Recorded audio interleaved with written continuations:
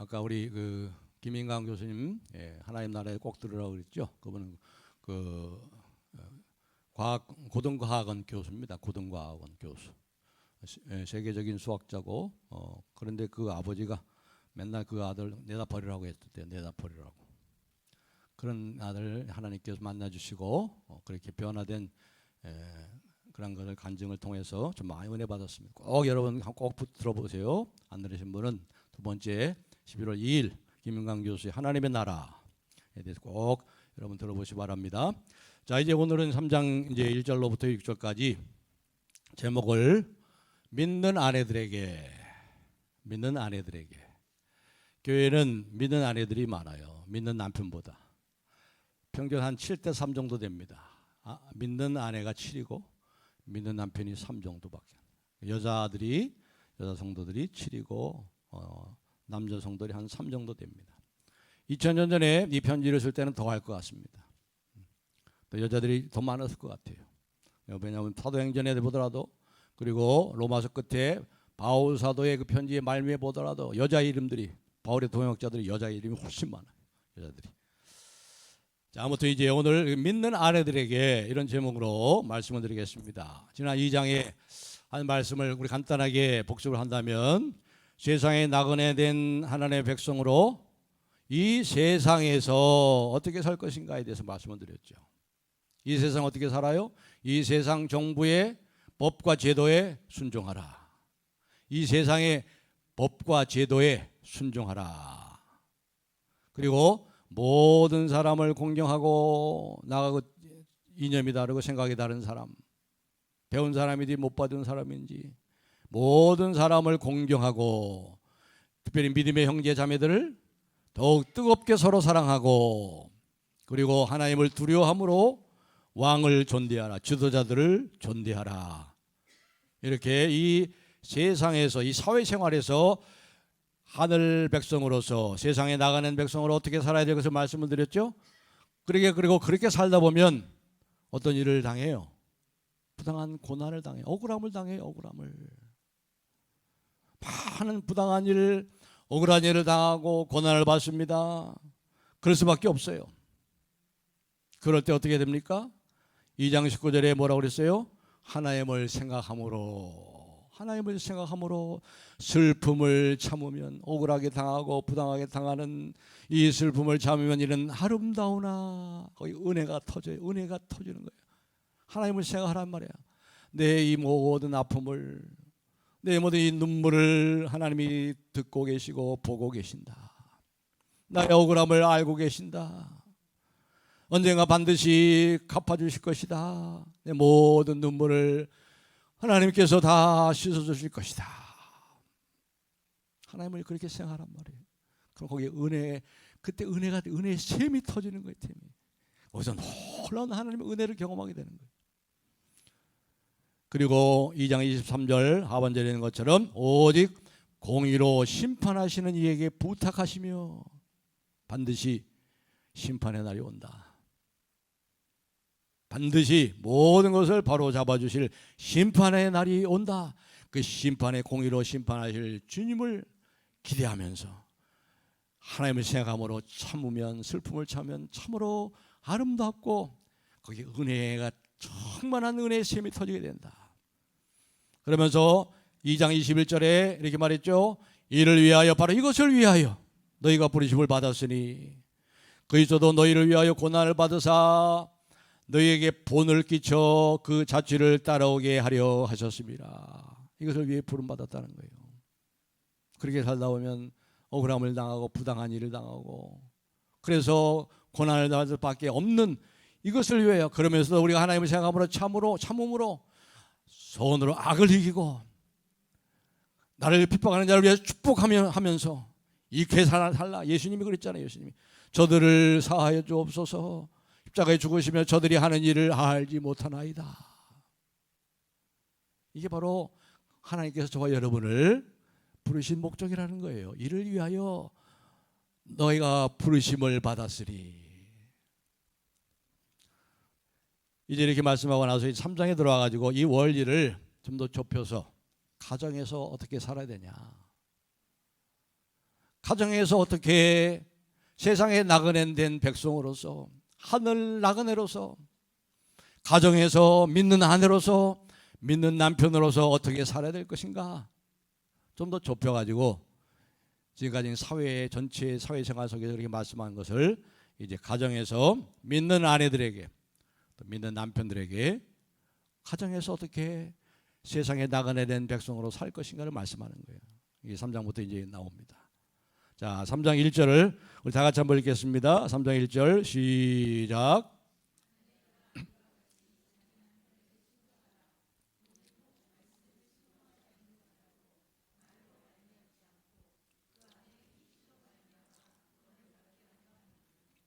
아멘.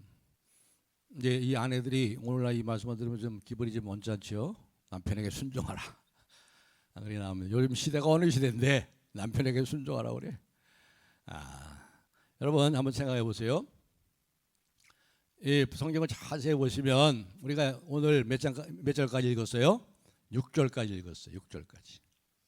그러니까 믿는 아내들에게 주시는 말씀이 몇 절이에요? 6절에 6절. 그렇죠? 그런데 그 다음에 이어지는 게 뭐예요? 7절에 보면은 누구에게 얘기합니까? 남편들아, 믿는 남편들에게 주는 게 몇 절이에요? 한 절밖에 안 돼. 한 절밖에. 그러니까 아내들에게는 6절이나 말씀을 하고 있고, 남편들에게, 믿는 남편들에게는 한 절밖에 안 하고 있어요.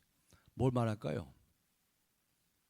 그만큼 아내들이 지금 힘든 상황에 있는 거예요. 믿지 않는 남편을 위해서 많은 어려움을 당하고 있고, 핍박을 당하고 있고, 부당한 취급을 당하고 있고, 아내 취급도 못 받고, 너무 불쌍한 거예요. 하나님 보실 때 더 아끼고 사랑하시기 때문에 6절이나 말씀하는 거예요. 급하게 먼저 아내들에게. 그렇게 봐야 되는 거예요, 여러분. 아내들이 책임이 크다, 그것도 중요한 거지. 얘기가 있지만 그게 아니고, 아내들이 너무 힘드니까. 그 2000년 전에 고대 로마 시대에 여자는 뭐예요? 아기 낳는 도구, 아기 낳는 기구, 아기 낳는 기계, 성적인 대상이에요. 성적인 대상. 뭐 오늘날처럼 뭐 남녀평등, 뭐 페미니즘, 여성의 인권 별로 없었어요. 별로 찾아볼 수 없었어요. 그러니까 이 하나님 보실 때 이 믿는 아내들이 너무 힘든 거예요. 불쌍한 거예요. 너무 아끼시니까, 더 사랑하시니까, 그래서 6절이나 먼저 이렇게 말씀하는 거예요. 그렇습니다. 이 믿는 아내로서 그 당시에 남편들, 믿지 않는 남편들은, 그 당시에는 고대 로마 시대는 이 뭡니까? 이 많은 다신이 있잖아요. 예를 들어 바쿠스 신이 있어요. 바카스, 술신, 주신이 있어요. 주신. 그럼 거기에 이제 남편이 가게 되면 자기 아내도 따라오라 할 거 아니에요. 그래 거기 가서 뭡니까? 그 바카스 신에게 제사를 드리고, 그 다음에 어떻게 해요? 그 다음에 파티를 하는 거예요. 술 먹고, 그냥 곤죽이를 들어 술을 먹고, 또 술만 먹겠습니까? 근데 거기 믿는 아내가 갈 수 있겠어요? 그런데 이 남편은 그런 아내를 이해하지 못하고 가자고 막 끌고 가는 거예요. 이럴 때 이런 상황 속에서 믿는 아내로서 어떻게 할 것인가? 오늘의 믿는 아내로서 믿지 않는 남편도 사실 그 관계를 잘 지혜롭게 하는 것도 쉽지 않지만 2000년 전에는 더 말할 수 없이 힘든 거예요. 왜 아내가 남편에게 그래도 순종해야 되는가? 혹시 순종한다고 해도 남편이 무지막지한 인간이라면 그래도 순종해야 되는 것인가? 폭력을 행사하는 못된 일을 해도 그래도 순종해야 되는가? 성경은 정말 남성 우월주의를 얘기하는 것인가? 아니죠. 그건 절대 아니에요. 여자 없이 남자가 없다고 그랬어요. 그러니까 남자도 여자도, 남자는 여자를 위하였고 여자는 남자를 위하였고 다 동등한 거예요. 이게 2000년 전의 말씀입니다. 이게 얼마나 놀라운 말씀이에요. 이게 사람 입에 나온 말씀이 아니에요. 이게 생각해보니까 2000년 전에, 우리가 한 100년 전만 해도 남전여비 있잖아요. 남전여비, 우리나라 조선에 남녀 7세 부동석 해가지고 100년 전만 해도 말이에요. 2000년 전에 이 말씀이야. 2000년 전이 아니야. 3000년 거슬러 모세 율법에 이미 다 나와 있는 말씀이에요. 영원한 하나님의 입으로부터 나온 말씀, 진리의 말씀이에요. 여기 보시면 이 믿는 아내가 믿지 않는 남편에게 순종하는 이유는 왜 그럴까요? 하나님을 경외함으로, 두려워함으로 이렇게 나와 있어요. 2절에 보시면 이렇게 말씀하죠. 2절에 보세요. 2절에 보시면 너희의 두려워하며 뭘 두려워해요? 남편을 두려워해요? 아니요. 믿는 아내들은 남편을 두려워하는 안 해요. 그리스도인들은 자유하기 때문에 사람을 두려워하지 않아요. 누굴 두려워하는 거예요? 주님을 두려워하는 거예요. 주님을.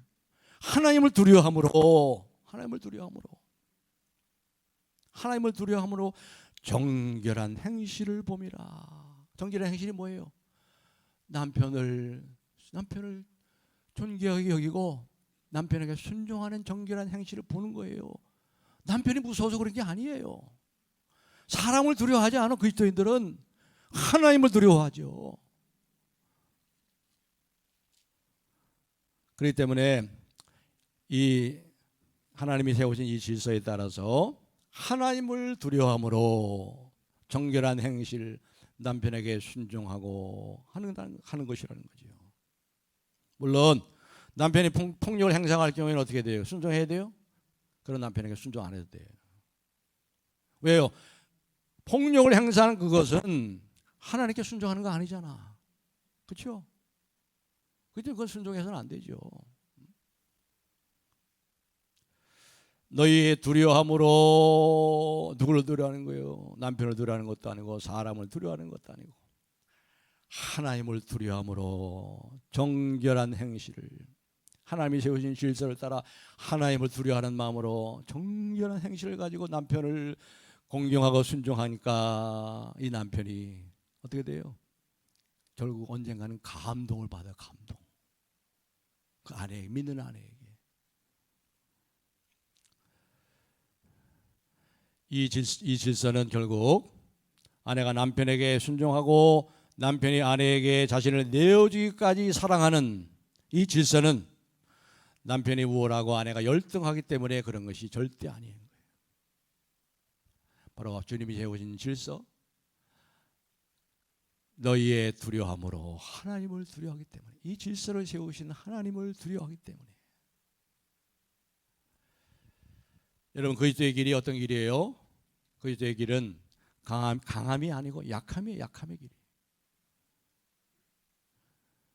우리가 둘째 날 그 하나님 나라에 대해서 말씀한 김영강 교수님, 그 약한 자, 그 아버지가 맨날 내다 버리라고 그랬대요. 6남매 중에 막내. 2살 때 악성 소아마비로 13살 때 처음 일어섰대. 못 발을 때 처음 일어섰대요. 대학교 서울대 1학년에 이제 입학해가지고 1년 동안은 너무 아파가지고 1년 동안 반지하에 그 신림동의 반지하에서 누워서 자살까지 얼마나 맨날 자살을 생각했다는 거예요. 누워가지고 일어나지도 못해. 이런 약한 자를 하나님 들어 쓰시는 거예요. 약할 때 강함이라. 하나님을 더 의지하니까. 이 강함이 아니고 약함 속에서 불의한 고난과 억울함을 참고 견디는 이 길, 자발적인 약함을 통해서 악을 악으로 갚지 않고 가는 이것이 실상 강한 거예요. 이것이 강한 거예요. 악의 횡포 앞에서 약함으로 이 악의 완악함을 그대로 드러내는 십자가의 방식이 바로 그런 거예요. 십자가의 방식. 우리도 그 십자가의 길을 따라, 본을 따라, 발자취를 따라오게 하려 하심이라. 그렇게 말씀했어요. 그리스도인들이 이 세상에 사는 이유는 복받고 잘 살기 위해서 하는 거 아니에요. 물론 그거 별로 상관없어요. 세상이 주는 복과 상관없이 신령한 복을 받아서 그와 상관없이 그 환난과 고난 속에서도 어떻게 해요? 즐거워하며. 이게 비밀의 믿음의 비밀을 가진 자의 비밀이에요. 그건 받은 자만 아는 거예요. 아는 자만 아는 거예요. 고난 중에도 즐거워하며 고난 중에도 슬퍼하며 그랬어요? 아니잖아요. 바로 이를 위하여 너희가 부르심을 받았으니 2장 21절. 그리스도인이 이 세상에 사는 것은 억울함을 당해도 참고 하나님을 참음으로 거기서 큰 은혜를 경험하고 하나님께 아름답고 받은 실감하는 것이고, 우리가 무엇을 위해 부르심을 받았냐 이 말이에요. 이 베드로전서 우리가 쭉 살펴보겠습니다만, 베드로전서에서 얘기하는 게 바로 십자가의 길이에요. 고난이에요, 고난. 그 길을 가라는 거예요. 그 발자취를 따라오게 하셨느니라. 그런데 그 고난을 통해서 어떻게 해요? 슬퍼하는 게 아니에요. 괴로워하는 게 아니에요. 세상에 줄 수 없는 은혜의 샘이 터지고 고난 중에도 즐거워하느니라. 한 가정에 믿는 아내는 무엇을 위해서 부르심을 받았습니까? 하나님께서 그 가정생활을 통해서 그녀가 사랑받고 행복하게 살기를 원하실 것입니다.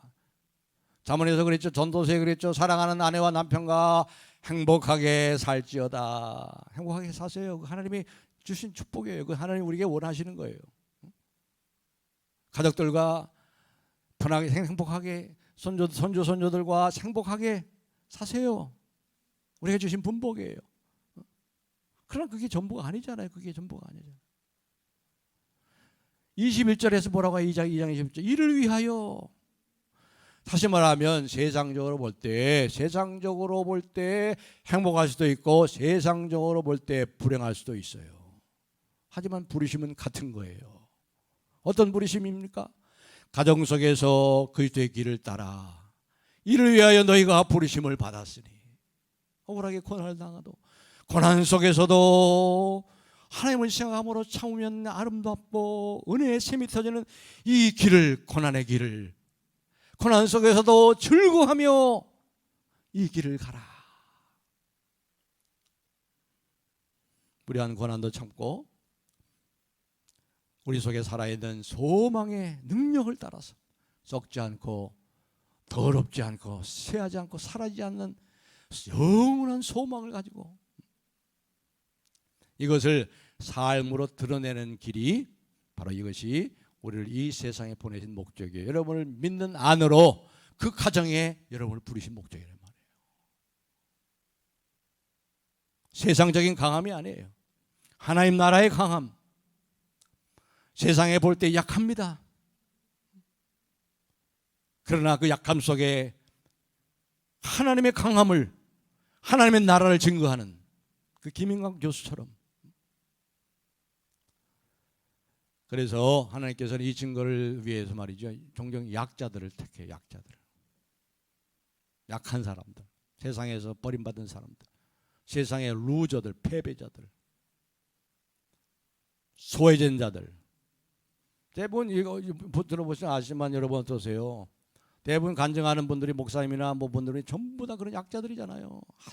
가난해도 보통 가난한 게 아니야. 찢어지게 가난하고. 먹을 게 없어가지고 밤에 저녁 식사를 고구마로 때웠대. 고구마로 차디찬 고구마 갖고.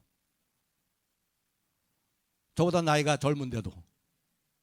저는 그런 적이 없어요. 저는 항상 쌀밥을 먹고 살았어.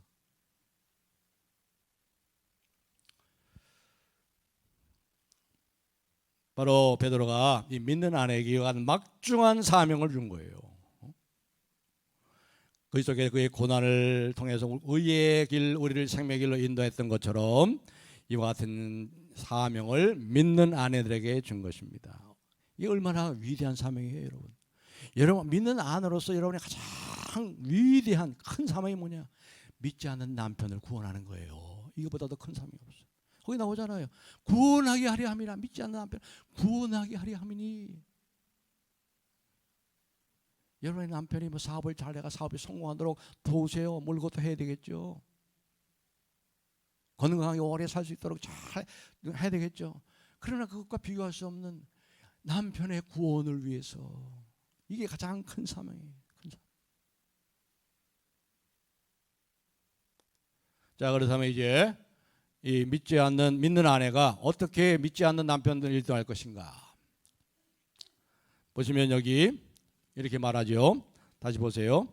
3장 2절에 보시면 다 같이 읽겠습니다. 3장 2절 시작.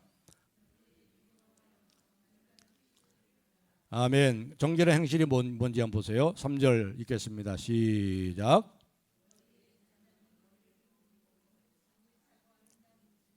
외모로 하지 말고 4절 오직 마음에 숨은 사람을 온유하고 안정한 심령에 썩지 아니할 것으로 하라. 이는 하나님 앞에 값진 것이니라. 믿지 않는 남편을 구원하는 가장 큰 사명을 감당하기 위해서 뭐라고 했어요? 하늘나라의 화장법, 하늘나라의 패션을 쓰라는. 이 세상의 패션을 쓰지 말고 이 세상의 패션을 따라서 명품으로 걸치고 손에 뭐 다이아몬드 반지를 끼고 가서 뭐 몇십만 원짜리 머리를 하고 뭐 이렇게 하지 말고 하늘의 화장법. 근데 보면요. 여기 보면은 뭘 강조하냐면 너희의 정결한 행실을 봄이라. 말로 하지 않고 그랬어요. 여러분 그리스도 안에 믿는 아내들이 말이죠. 남편들에게 물론 복음의 말씀을 전해야 돼요. 복음의 말씀. 그러나 복음의 말씀을 전해도 안 들어요. 귀를 막고 안 들어요. 왜냐하면 그 메시지를 조롱하고 뭐 다 똑같은 건데 뭐 부처나 예수나 다 똑같지 뭐 그냥 좋은 게 좋은 거지 뭐 꼭 예수를 믿어야 되냐 그렇게 하지 않아요. 생각하지 않아요. 이걸 거부해요. 그걸 또 조롱합니다. 자꾸 하다 보니까 그래도 계속 말씀을 전하면 이 아내에 대해서 적대감이 생겨요. 적대감이. 그래서 더 이상 입도 뻥끗하지 못할 때가 있는 거예요. 그럴 때라도 이 믿는 아내들은 절망하지 말고 이러한 완고한 남편에게 이 복음을 전할 수 있는 강력한 무기가 있다는 거죠. 그게 뭐예요? 선한 행실, 삶의 증거, 삶으로. 침묵의 설득이네. 침묵의 설득으로 아름다운 사랑의 그러한 행실로 남편에게 할 때, 믿지 않는 남편 할 때, 믿지 않는 남편이 서서히 마음이 열리는 거예요. 달라지는 걸 보는 거예요. 이 본문을 자세히 보면 물론 남편이 이 복음의 말씀 없이도 구원될 수 있다 가르치는 거 아닙니다. 절대 아닙니다.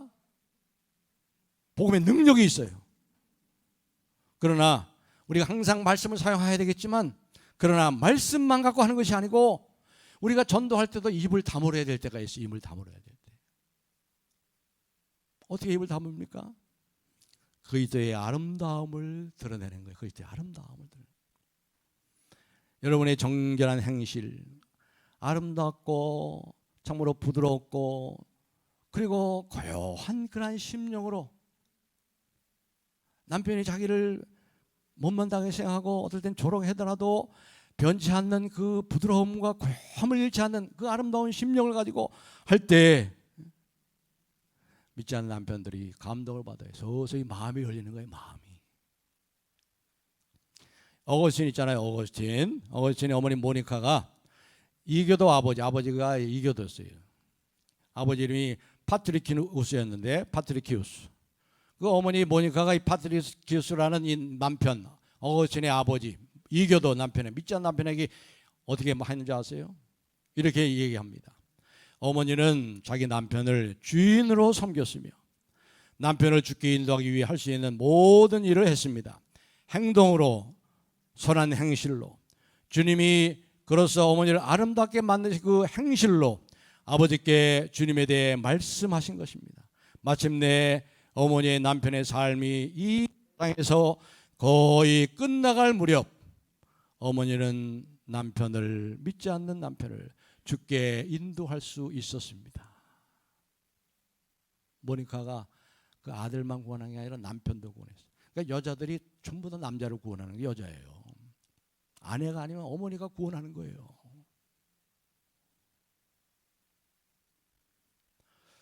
오늘날 교회가 세상 속에서 믿지 않는 사람들에게 말로 복음을 표현하고 전달하는 것은 잘못된 일이 아닙니다.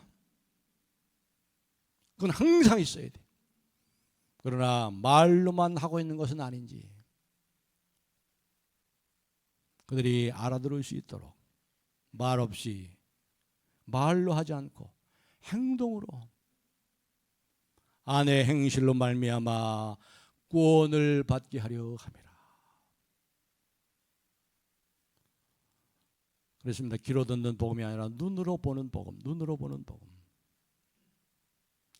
이제 끝으로 한 가지만 더 생각하고 말씀을 받겠습니다. 3절 4절을 우리 다시 한번 읽어보겠습니다. 3절 4절 시작. 너희의 단장은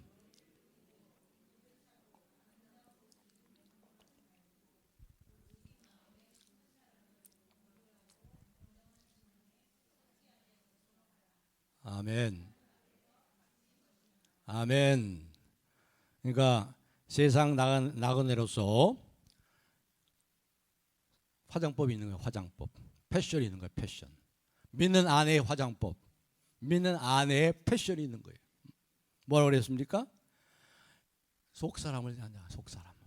내면의 아름다움. 여기 보면 온유하고 여기 보면 뭐라고 그랬습니까? 여기 온유하고 안정한 심령에 썩지 아니할 것이 있어요. 온유하다는 것은 아주 부드러운 거. 여기서는 아주 부드러운 겁니다. 온유하고 아주 여성스러워서 부드러움. 또 안정한 심령, 고요한 거예요. 남편이 아무리 자기를 조롱하고 멸시해도 고요한 심령. 왜요? 하나님을 두려움으로 하나님께 소망을 두기 때문에 이것이 그 길임을 알기 때문에 주님 가신 길을 알기 때문에 변함이 없이 고요한 심령 흔들리지 않아요. 이것 때문에 마음이 상하지도 않아. 오히려 고난 중에 즐거워하는 믿음의 비밀을 가지고 인내하면서 부드럽고 고요한 심령으로. 그 다음에 뭐라고 그랬어요? 온유함과 안정한 심령에 썩지 아니할 것이 뭐냐면 영어의 성경 unfading beauty예요. 사그러지지 않는 아름다움. 늙으면 70세 80세 되면 거기죠. 똑같아요. 배운 자나 배우지 않은 자나 80 넘으면 배운 사람이나 배우지 않은 사람이나 화장해도 뭐 그렇죠. 다 사그러지는 거예요. 겉모습은 다 사그러지는 거예요. 그 80 먹은 사람이 그 명품 걸쳐 봐봐요. 그건 뭐 아름답습니까? 추하지. 그러니까 이 unfading beauty, 사라지지 않는 사그러지지 않는 아름다움으로 옷을 화장을 하라는 말이에요. 패션을 그렇게 하라는 거죠. 물론 믿는 아내도 명품을 씁니다. 그런데 그 명품이 뭡니까? 이 패션 회사의 그런 브랜드 정도가 아닙니다. 그 가치가 전혀 비교할 수 없는 하나님 앞에서 값진 것이니라. 하나님 앞에서 값진 것 상당히 감당하는 하늘나라의 제품으로 하늘나라의 패션으로 단장을 하라 이 말이에요. 하늘나라의 화장품으로 단장을 하라 이 말이에요. 뭐예요? 바로 온유하고 안정된 심령, 부드러움과 온유함과 고요한 심령. 이것이 바로 믿음의 아내들에게 하나님께서 주시는 향기를 풍기는 아름다운 명품인 거예요. 명품. 이 명품을 좀 사모하시라고요. 이 명품을 좀 여러분이 옷 입으시고 그 명품으로 화장을 하시라 이 말이에요. 그렇게 사모하시라고요. 썩지 않습니다. 이 명품은 더럽지 않습니다. 사그러지지 않습니다. 이게 주님을 믿는 여자의 그 아름다움이, 그 부드러움과 그 고요한 심령에 사그러지지 않는 아름다움이 이 남편들에게 영향을 미칠 것입니다. 남편들을 감동시킬 겁니다.